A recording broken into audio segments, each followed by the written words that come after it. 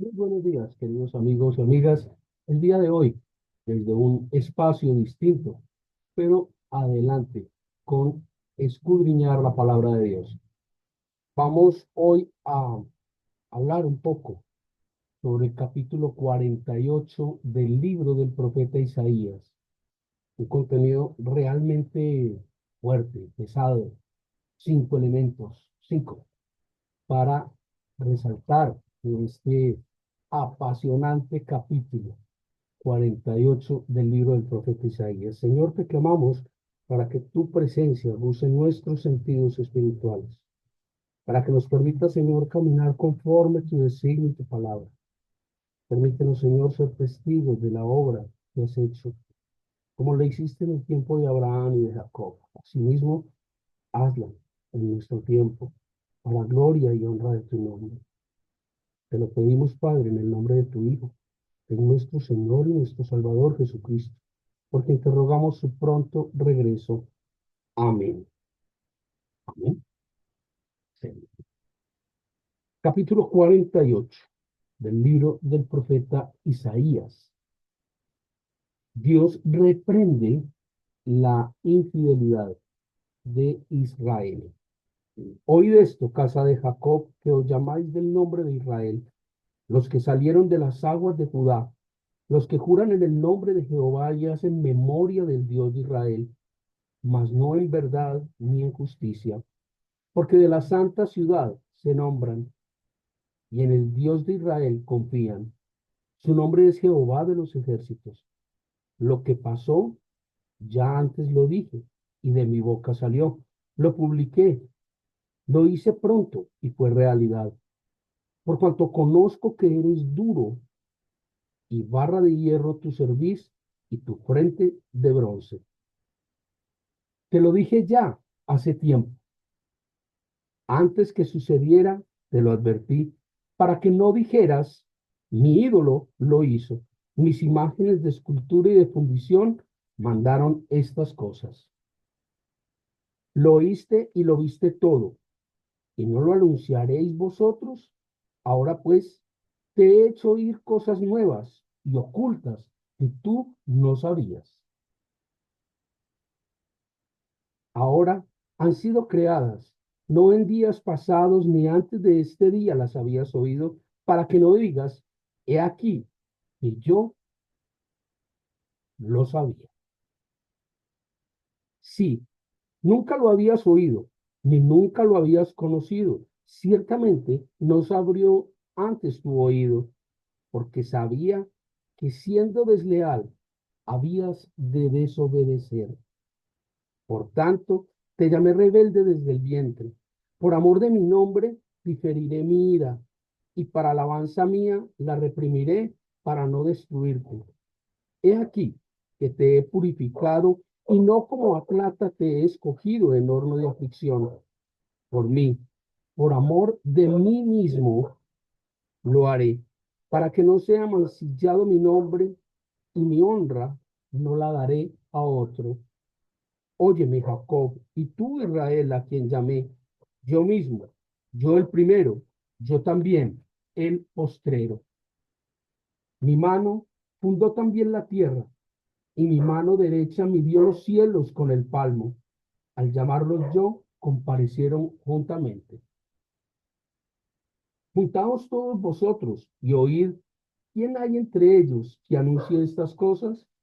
Aquel a quien Jehová amó ejecutará su voluntad en Babilonia, y su brazo estará sobre los caldeos. Yo, yo hablé y le llamé y le traje. Por tanto, será prosperado su camino. Acercaos a mí, oíd esto. Desde el principio no hablé en secreto.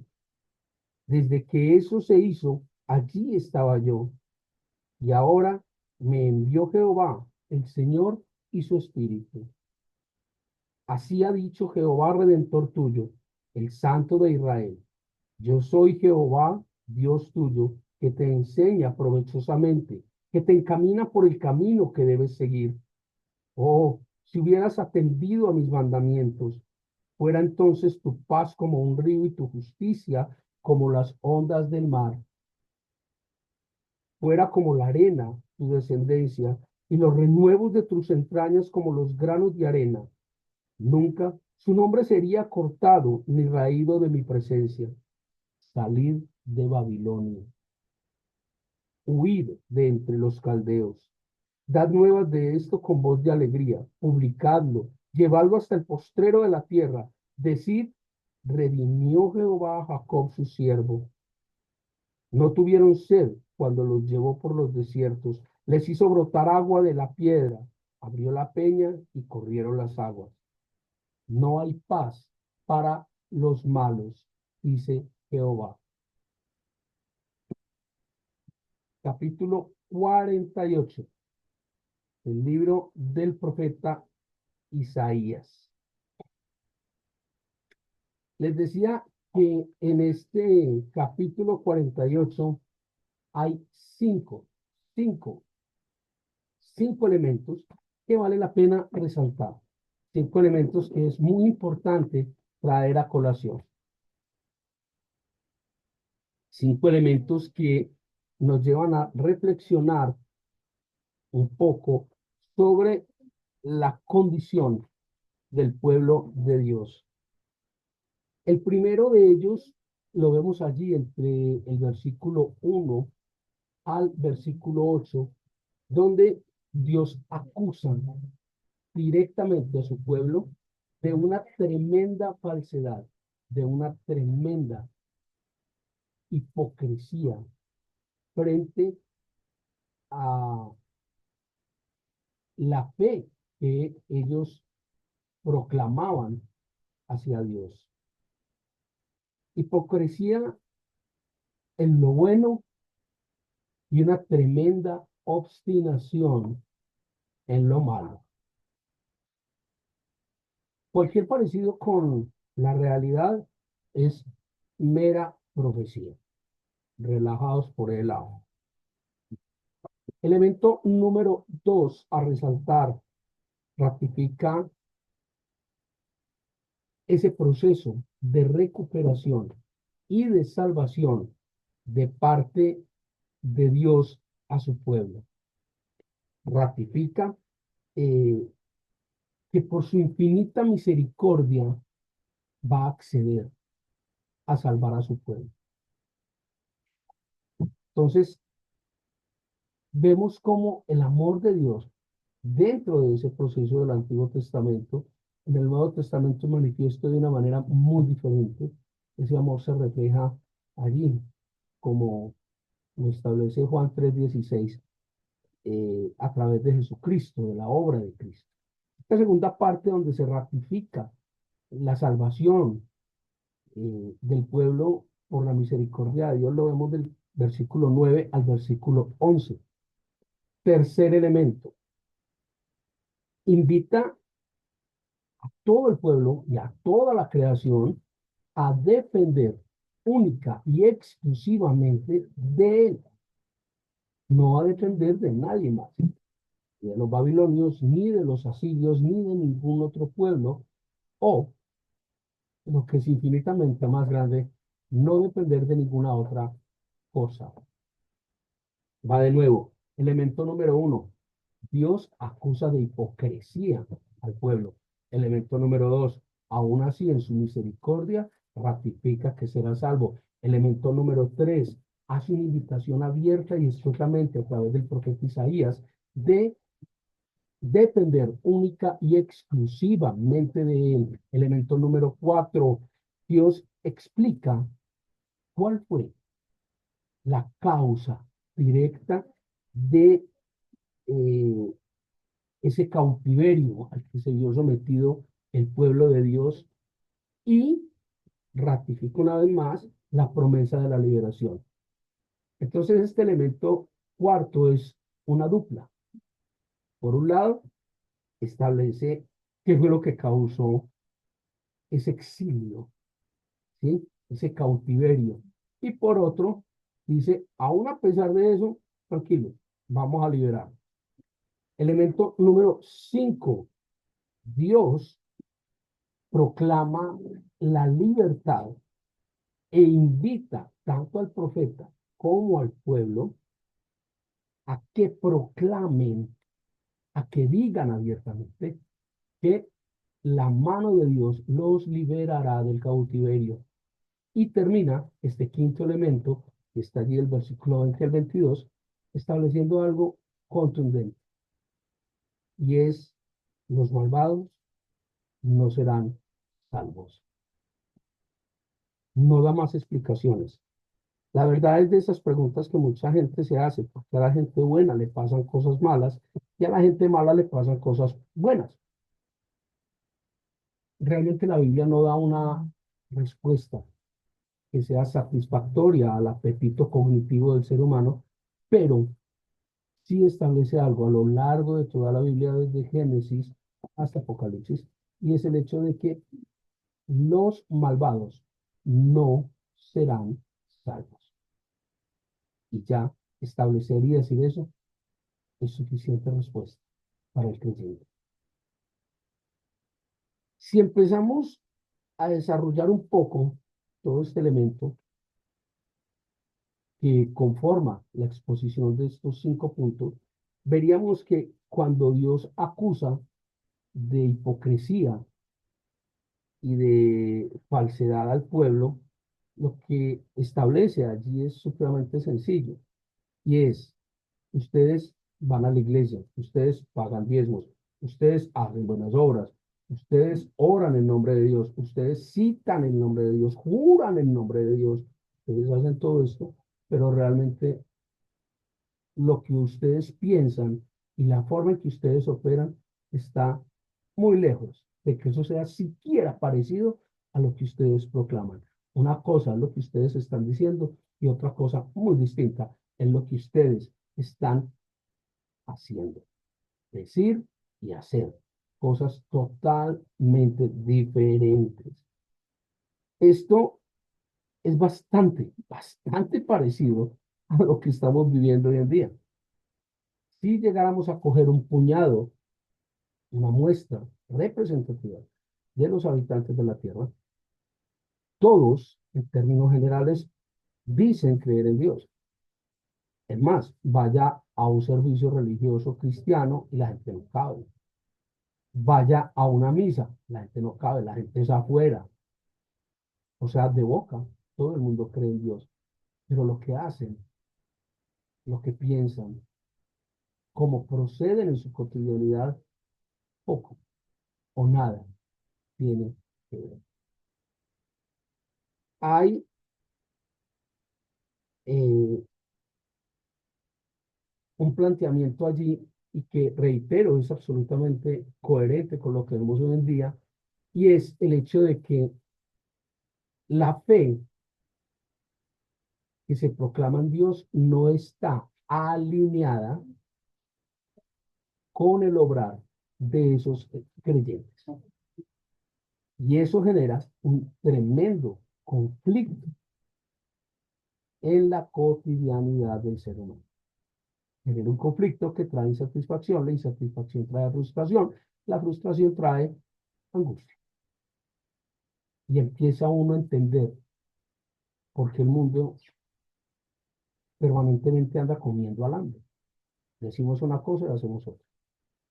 Llámese político, llámese presidente, llámese como lo quiera llamar.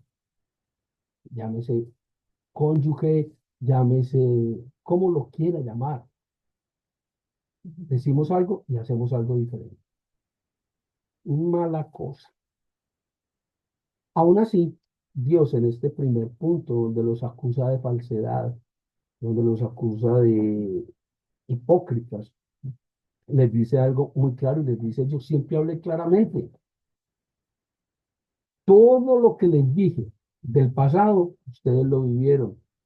Se los dije antes de que ocurrieran. Todo lo que va a pasar en el futuro, se los estoy diciendo. O sea, no hay ninguna posibilidad de que ustedes vengan a decir: ah, no, es que eso lo hizo el Dios mío. Yo lo dije. Antes de que ocurriera, se lo dije. Usted sabía eso. Usted no pudo ser su Dios. Y lo peor, cuando llegue lo otro, usted no va a poder decir: ah, pero yo no sabía, a mí no me dije. No, usted sí sabía, usted sí sabía. Que se hizo el de las gafas, se hizo el Manuel, es otra cosa, pues usted sí sabía, claro que sabía. Entonces Dios es claro en establecer que no hay otra fuente de conocimiento y de adoración distinta de Él. Lo que ha de pasar, lo que está pasando y lo que ha pasado, todo fue escrito, descrito y escrito con lujo de detalles a través de la palabra de Dios. Que usted se acerque o no a la palabra de Dios es algo un poco diferente. Y no vamos a entrar ahora en ese contexto de, pero es que la Biblia fue escrita por hombres, por supuesto. Era imposible que la escribieran pingüinos, totalmente imposible. Pero la Biblia relata una historia entre el primer y el último libro de cerca de 2500 años, donde no había ninguna posibilidad de que Moisés, que escribió el Pentateuco, se hablara con Juan, que escribió Apocalipsis, ni siquiera por los escritos. El mensaje es uno y coherente. El planteamiento bíblico es absolutamente claro. Y no vamos a hablar tampoco de los vestigios que científicamente se han encontrado sobre muchos, sino todos los relatos de la Biblia. Entonces, hombre, si usted no ha querido saber es porque no ha leído. La instrucción bíblica es muy clara en el libro de Malaquías, escudriñar las escrituras. Así como una mamá le busca piojos a un hijo en el colegio, sí, se escudriña la palabra de Dios. Bueno, hay un elemento allí en esta primera reflexión, la del versículo 8, que es dolorosamente cierto, pero encaja como anillo al dedo, donde dice, sabían que siendo desleales iban a desobedecer. Tremendo. O sea, yo sabía que ustedes le iban a embarrar y de qué manera. Sin embargo, aquí estoy con ustedes. Tremendo. Sobre el segundo elemento, donde Dios ratifica esa salvación en pos de su misericordia,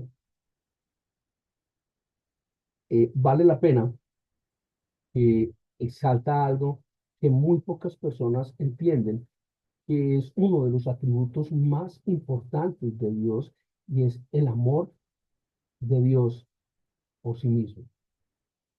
La figura central de toda la creación no es el hombre, es Dios. Hacemos las cosas para gloria de Dios, no para gloria nuestra. Hacemos las cosas para exaltar el nombre de Dios, no el nombre nuestro. Hacemos las cosas para adoración a Dios, no adorarnos a nosotros.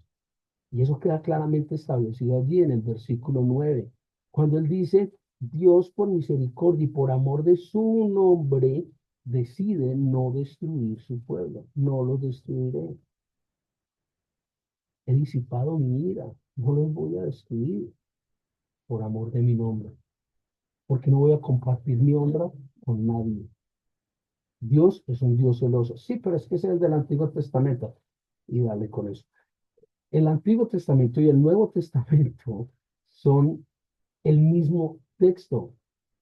El libro de los Romanos del Nuevo Testamento dice, la epístola de Pablo a los Romanos es el sexto libro de la Biblia. En el Nuevo Testamento, Mateo, Marcos, Lucas, Juan, Hechos, Romanos, establece, Dios no cambia, Dios es el mismo ayer, hoy y siempre.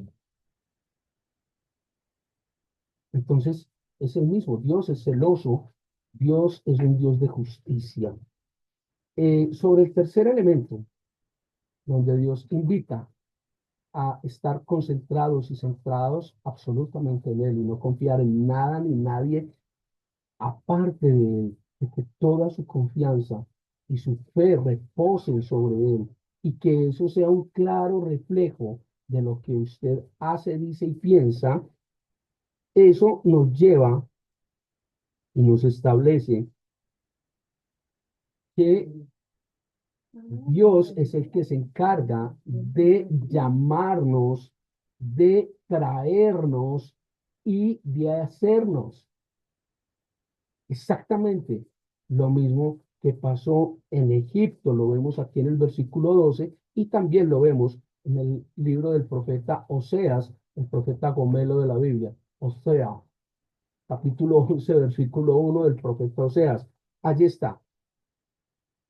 Y para que no quede duda alguna de todo esto, Dios da una instrucción clara, contundente en el versículo 14. Les dice, juntaos todos vosotros y oíd, juntaos y oíd.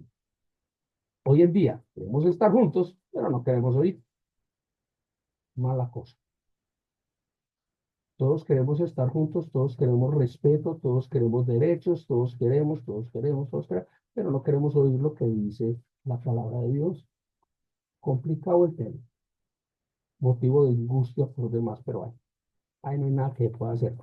Dice allí, yo hablé, yo llamé y yo traje, en el versículo 15. Y esto tiene mucho que ver, hay una referencia allí cruzada con la epístola de Pablo a la iglesia de Filipo, el libro de los Filipenses, capítulo 1 versículo 6 donde dice que aquel que inició la obra la perfeccionará hasta la venida de Jesucristo. Es decir, Dios inició una labor con su pueblo y la llevará a final feliz. Y mire que esta cita que le estoy dando es del Nuevo Testamento, solo que esta vez es a través de Cristo, ya no es a través de los profetas, ya es a través de Cristo. Cristo es la obra de Dios hecha obra, física, material, tangible. Eso es Jesucristo, hecho hombre. Entonces, es claro, totalmente claro el planteamiento que se hace allí en esta tercera reflexión del tema de la dependencia total de Dios. Es algo tremendamente claro. Sobre el cuarto elemento que estamos reflexionando hoy, recuerde que son 5 puntos, donde hablábamos de que Dios explicaba cuál fue la causa de ese cautiverio y sin embargo ratifica esa promesa de liberación. Encontramos que Jehová indica el camino y que el profeta está hablando no por voz propia, sino por el Espíritu de Dios, versículo 17.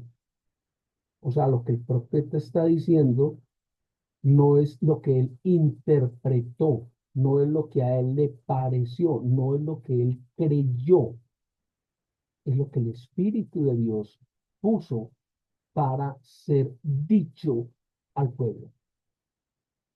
Y a través de esto se está dando un elemento muy importante. Por ahí dice el adagio que de nada vale llorar sobre la leche derramada, porque ya después de ojo sacado no hay Santa Lucía que valga. Y hay un elemento muy importante aquí, porque es como si Dios se doliera de que no hubiéramos escuchado y no hubiéramos atendido su mensaje.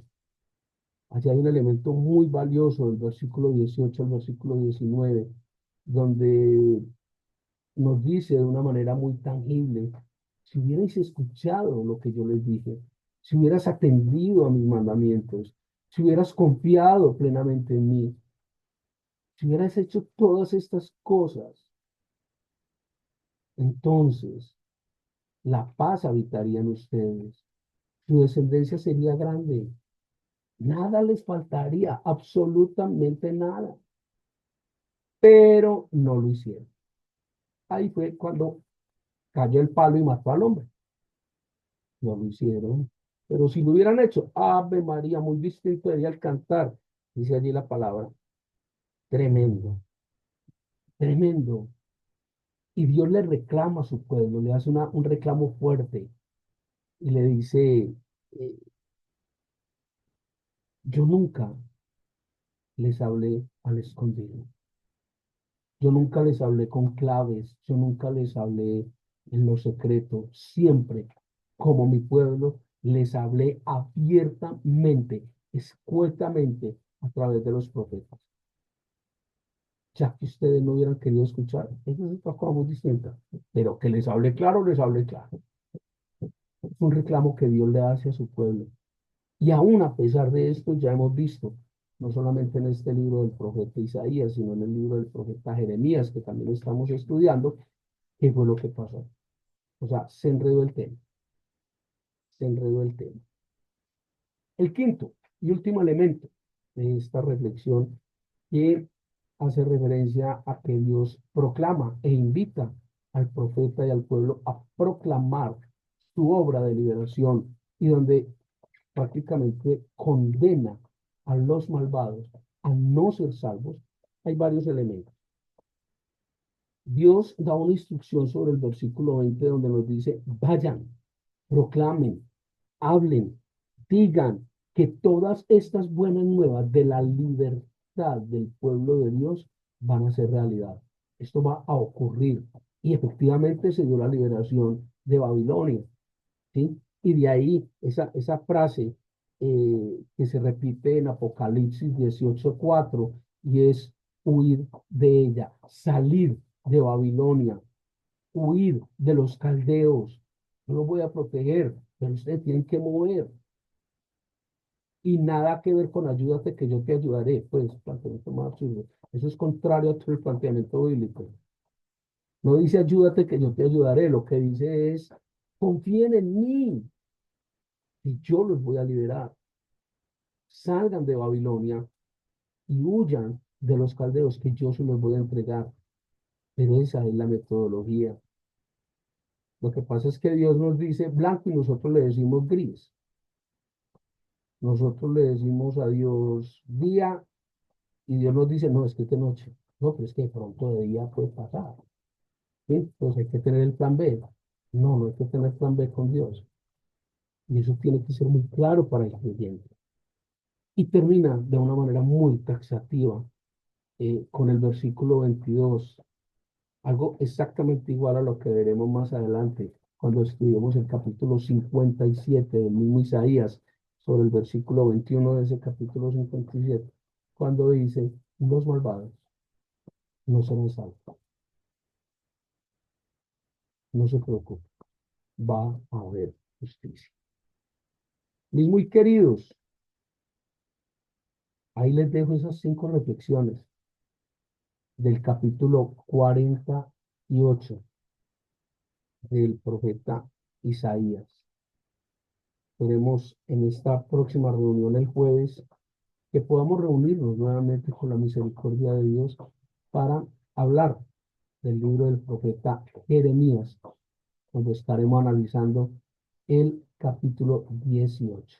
El Señor les guarde, que el Señor les ministre.